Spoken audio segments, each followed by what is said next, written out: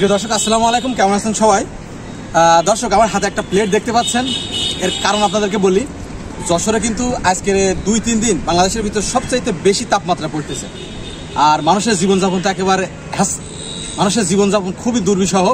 তো মানুষে দেখি এই রোদ্রে ডিম ভাজে, তা আসলেই কি রোদ্রে ডিম ভাজা সম্ভব কিনা, তো আজকে আপনাদেরকে একটু দেখাবো। তো আমার বিশ্বাস এত পরিমাণ রোদ যশোরে, তো আমার মনে হয় যে ডিম অবশ্যই ভাজা যাবে এই রোদ্রে।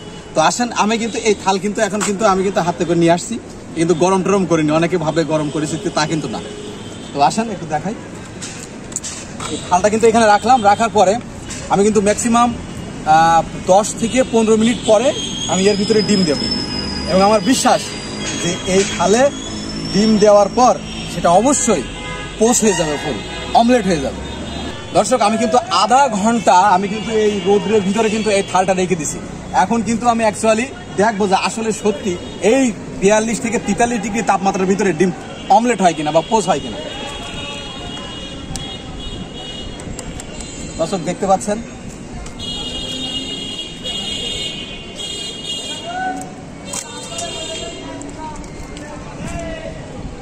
দর্শক আমি কিন্তু বাবা কি গরম হয়ে গেছে।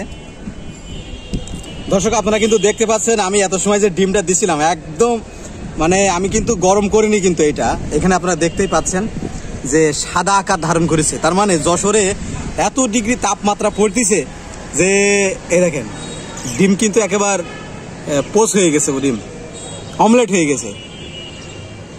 বাবা রে বাবা, তাহলে এই রোদ্রে মানুষ বাঁচে কিভাবে?